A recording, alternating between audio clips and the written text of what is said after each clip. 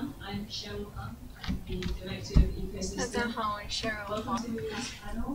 欢迎大家来参加我们本场的小组讨论，也就是利用原生技术来进行企业转型中国地区。首先呢，我会让我们的讲者来进行一个简单的自我介绍。那大家可以用中文，也可以用英文。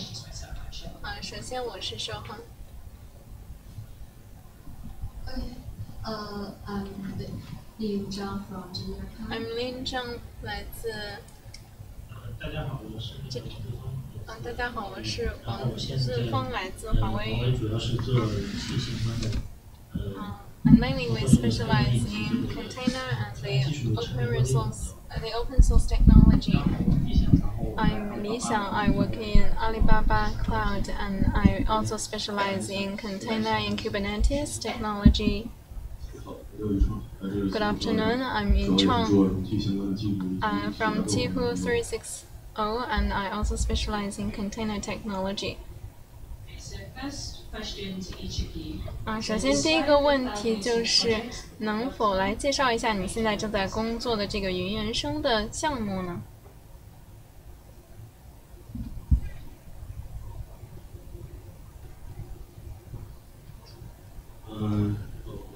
用中文了哈。I will introduce in Chinese. Well, our cloud native program actually it is frequently used, no matter the container or non-container. Also, like the Kubernetes container and etcd. Also, some non-container. We also will use the like etcd or TiKV. And that's we also use those, and it has been run for a long time. So for the container and non-container, we use them for about 2 years. Because for large-scale utilization, actually we updated from a very old version, and in that very old version, we have some modification or some development, and this lead to that. In the old version, the etc. there will be big changes and difference. So first, maybe we are not able to update it, and the second, when we are using these softwares, some applications they cannot update themselves also, and so our solution is to fork a complete version into our company, so that we can use the version in our company to update it and to upgrade it. But we should not change the source code actually, because it is of a large sum of work. And future in its scalability actually it performs quite well. So yeah, this is the brief introduction. Well, I will also briefly introduce it. Actually, in Alibaba, I specialize in container, and also we began in previous years. And in previous years, we already finished the transformation of the program in Alibaba, and we have accumulated some experience. For example, Sigma, it is also container-based. It is a scheduling or orchestrator. Well, in recent years, we are trying to make the system more cloud native and to migrate it. And during the migration, we also encounter some challenges. Maybe the biggest challenge is the scalability or the performance of the Kubernetes. But when we are actually transform it, maybe mainly it is about the matching of the upstream, the ecosystem, like the PaaS, also the developers in their processes. They may encounter some challenges. So we do, without changing the cloud native system, we need to cope with these challenges. And the second is how to maintain about its development and maintenance and its scalability. Even if you do not violate the source code, you can also use it. But the problem is how to maintain it, especially in Kubernetes. And in Alibaba, we have thousands of hundreds of nodes. So how to control it without impacting on our business. So in development and maintenance, we encounter a lot of challenges. And in our company, mainly Huawei, since 2013, we began working on the PaaS project, and now we also have part of the cloud native technologies. Well, actually, its earliest version at that time, its application has high accomplishment, but overall, it has low customization. So since 2014, we migrated to Kubernetes, and during this process until now, we have served the private cloud, a large number of clients, and the public clouds as well as public clouds. So in early days, we encountered some problems. For example, for some traditional use, traditional customers, they have special requirement for the distribution, the allocation.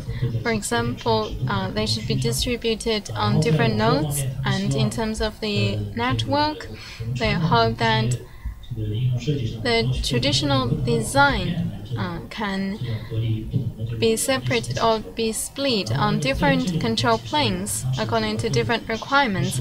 So at that time, what we mainly worked on is on the upstream, we enhance our scheduling capability, including the affinity, in order to complement the scheduling capability of the upstream. And in terms of the network, it is pluggable so that we can realize multi-control planes. We also have CNGenie, that is an open source, the third-party plugin software, and it can realize multi-planes. So most of the time when we serve our clients, we find that when migrate to the upstream, they maintain their old mentality and they cannot accept the new ideas of the Kubernetes.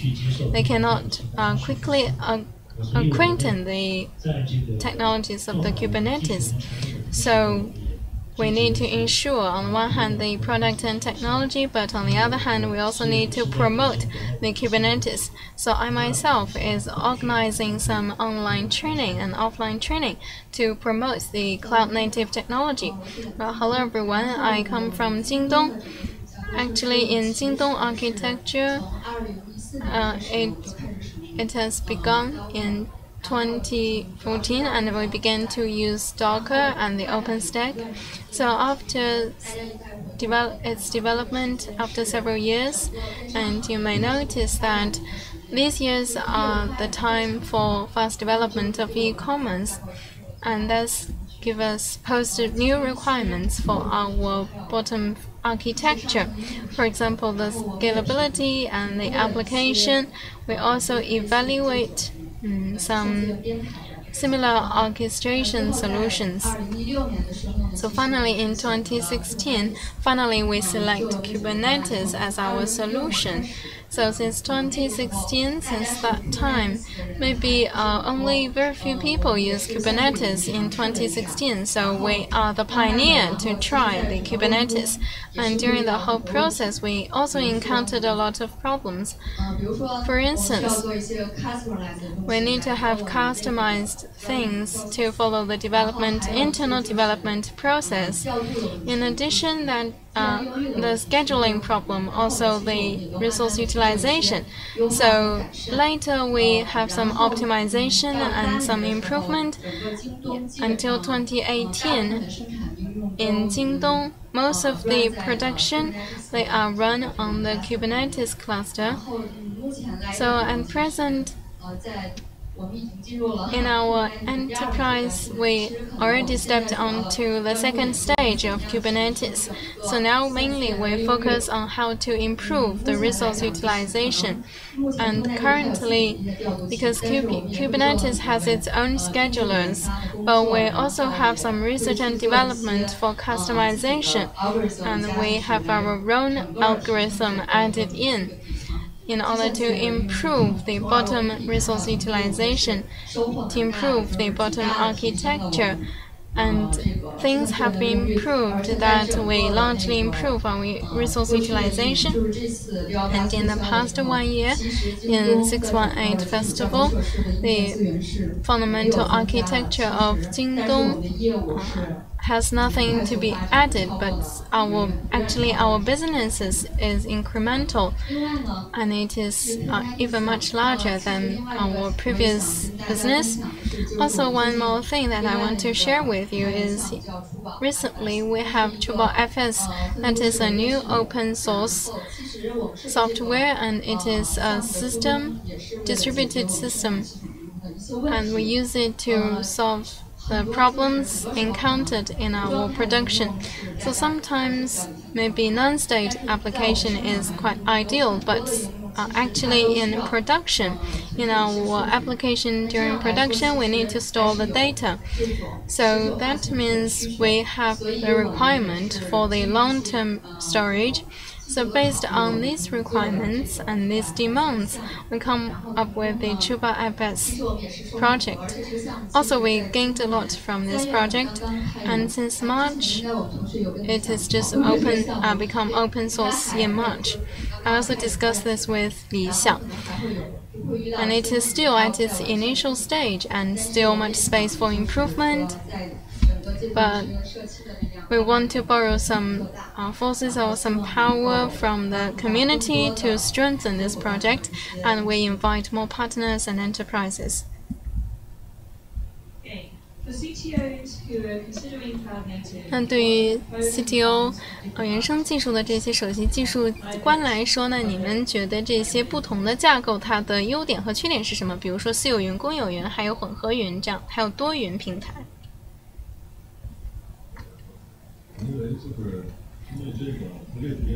Because for the scenarios, the private, public, multi-cloud, and hybrid cloud, because we have our KPI clusters, many KPI clusters. Well, actually, not all the applications are on the cloud. Some of them are on VMs. So currently, we have the container and the VM. Also, we have the host. About the public cloud, so from my own perspective, if you have a large number of businesses, or if you have wide customers or clients, actually you do not have the rack in every city, right? So when you have such demand, you need to purchase the rack from the local suppliers, and you need to schedule so that you will have the demand for the public racks. So that means for a long period of time, you will utilize the private cloud, public cloud, and multi-cloud hybrid state. So about the selection, I think it largely depends on your business, the size of your business. But if your clients are in only one city or one province, maybe only one rack is enough. But if your applications are quite perfect, and you can also put it on the physical host. Yeah, so that depends on the size of your business. Well, I myself think the public cloud is the future trend. So in future, maybe most of the enterprises would use the public cloud or public cloud services more or less. For private cloud, maybe if you focus on security or some and you will put it in the private cloud because it takes time and energy to put it on the public cloud. So under such circumstances, you will also consider the hybrid cloud architecture and how to integrate the private and migrate between the private cloud and public cloud. Also for some mutable or elastic data, and how to realize the cost saving to be cost efficient and reduce the cost. I think all these are the factors that need to be taken into consideration. About the multi-cloud, maybe at present, most enterprises, they will select only one cloud, for example, the Ali cloud. But in order to negotiate or have a backup, they may also adopt some services in other clouds. For example, some enterprises like Twitter in North America, they will adopt such strategy, and they will not be bounded to log in. Four approaches, as I mentioned, is according to your own business need. But the overall trend is to develop to the public cloud. Well, this showcases the advantages of a cloud native. And many architecture start from the layers of the cloud native, and it can integrate the cloud provided services and the capacity. And it's kind of a universal API, so it can better migrate the state service and the non-state service on the architecture. So the native cloud can release the pressure or the workload on this. Well, just Li Xiang give a detailed introduction. I will add some points. Well, for the gap, actually Kubernetes has already become a standard specification of cloud providers. But no matter whether you adopted the distribution version or multi-cloud provider deployment, actually the cross-cloud cluster management has not been unified, does not have a unified standard. So if the combination becomes increasingly more complex, then the cluster management cost will become higher accordingly. Besides, for the running time on the cloud, actually for the open source industry, actually have already provided the cross-cloud migration, including for the application layer. It can help you to achieve the multi-cloud, multitask network connection, and for this application or client, it does not need to worry about the communication network on the lower layer. So actually, for the connection of various network, do we need to public or dispose all the information on the public cloud? This is quite a concern, and it's quite difficult to achieve. And this is a relatively big gap. So besides, for your business, if they have the migration across the clouds, the data become a more prominent problem. Since data flow is quite important, most often we choose to insist on the private cloud, although some calculation are on the public cloud.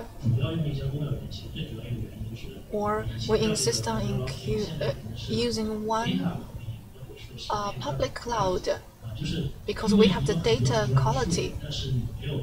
Since we have a mass amount of data, but it cannot freely flow among different clouds.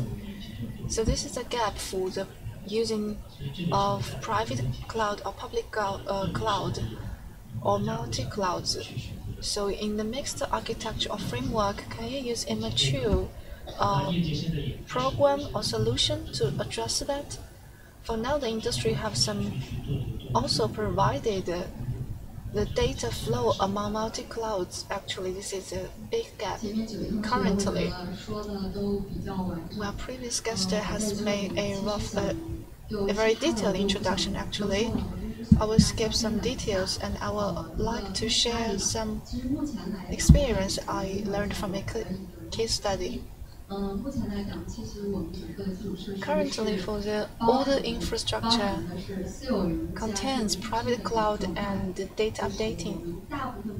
So most applications are deployed on the private cloud based on Kubernetes. And on this unified platform, well, some basic software, for example, the middleware, file document system,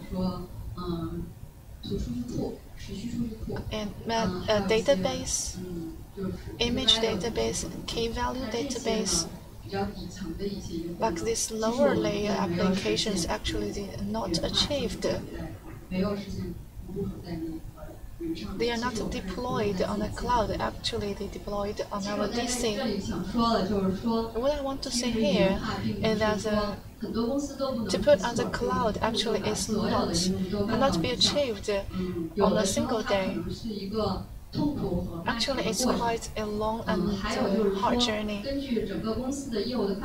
And we also need to adopt that according to our business development and our demand. Actually, this status requires a high requirement on your applications. So I just share the case and for your reference.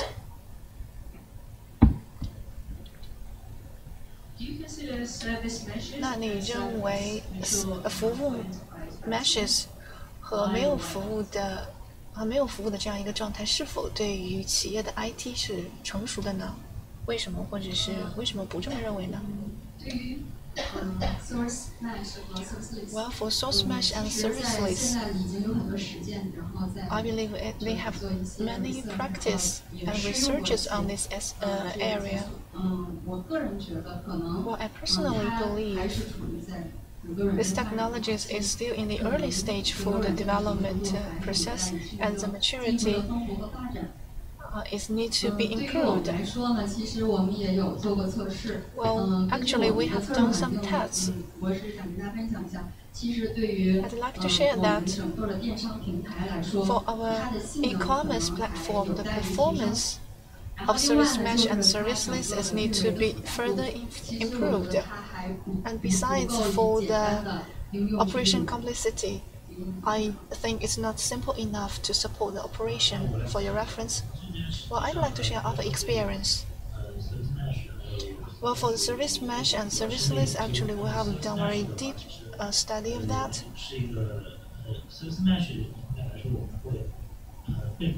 For service mesh, we support more, including the Istio's community upstream investment. Actually, we are the earliest investor in Istio community. Well, actually, some new emerging questions and the scenario are not that sensitive. And I believe the evaluation is necessary for large-scale company, but for the early attempting, actually the user will quite cautious about that. He will first migrate the least sensitive data to that. Well, for listing have one advantage is that it does not need to deployment on Kubernetes.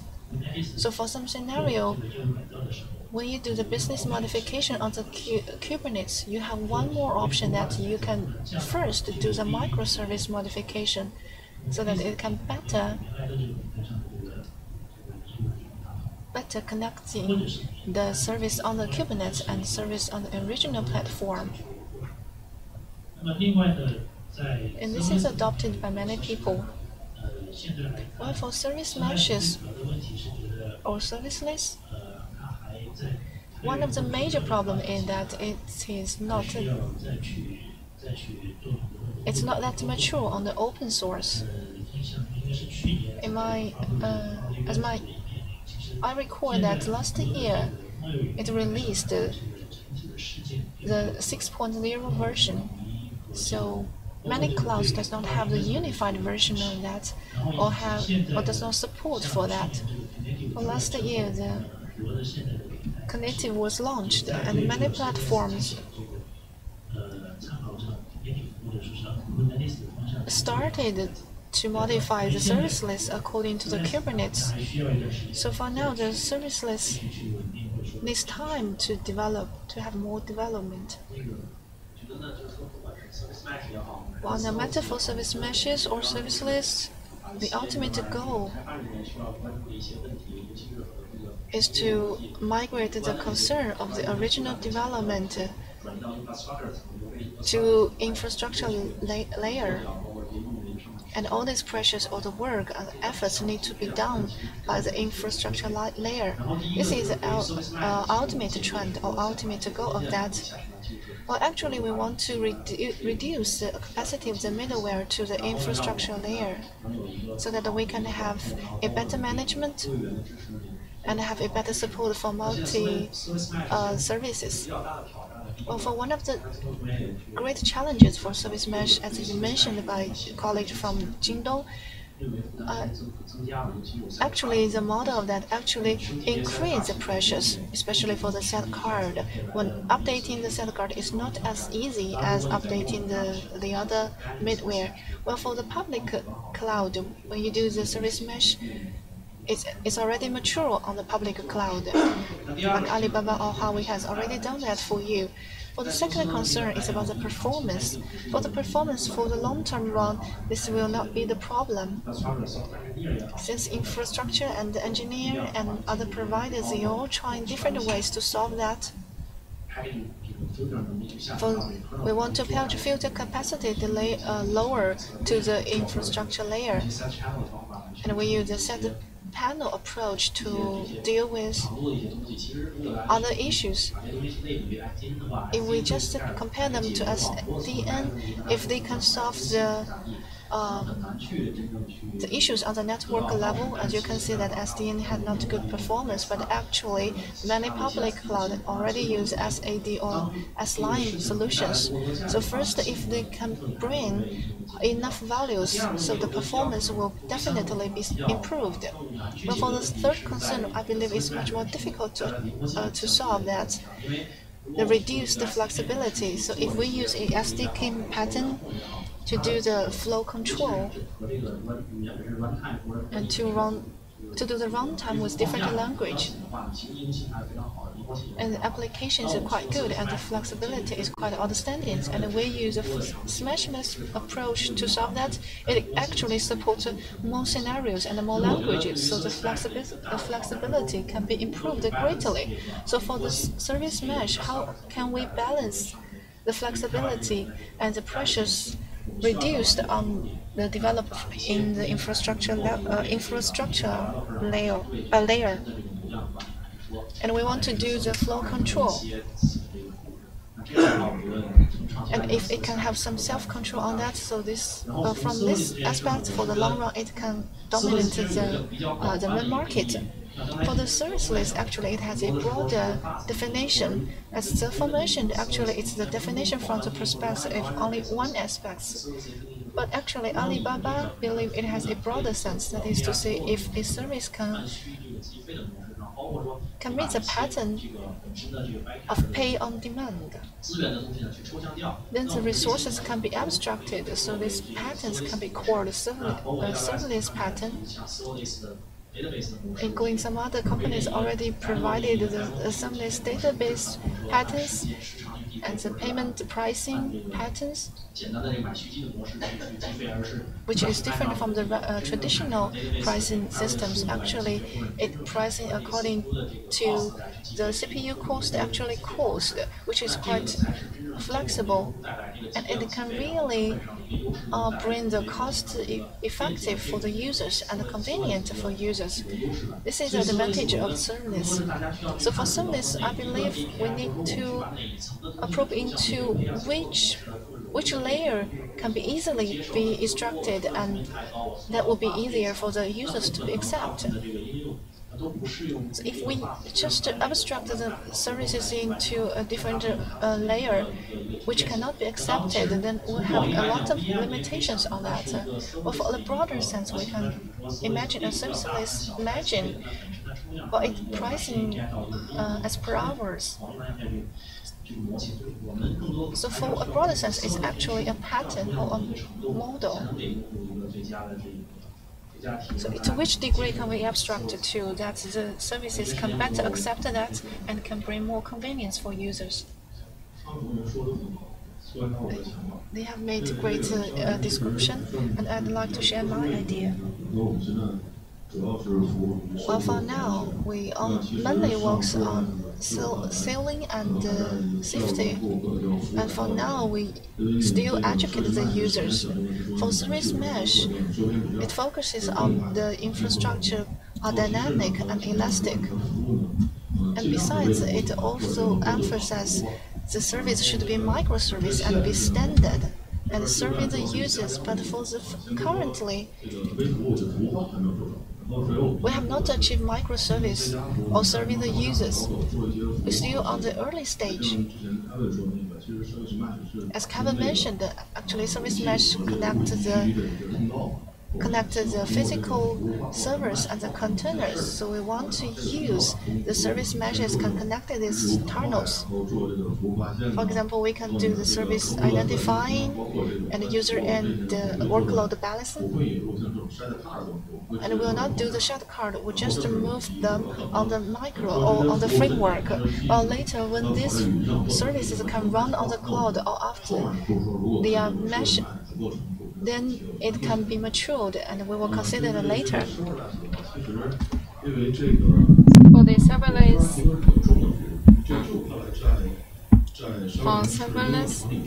actually it does not have wide application in scenarios, because first, when it is serverless and it requires it has high requirements, higher abstraction than the service meshes. But internally, we have the serverless services, for example, for some new developers, because they can run rapidly and they already support the elasticity. So I think this would be the future trend for development. Well, 非常感谢大家的分享。好，想大家感谢我们所有的讲者。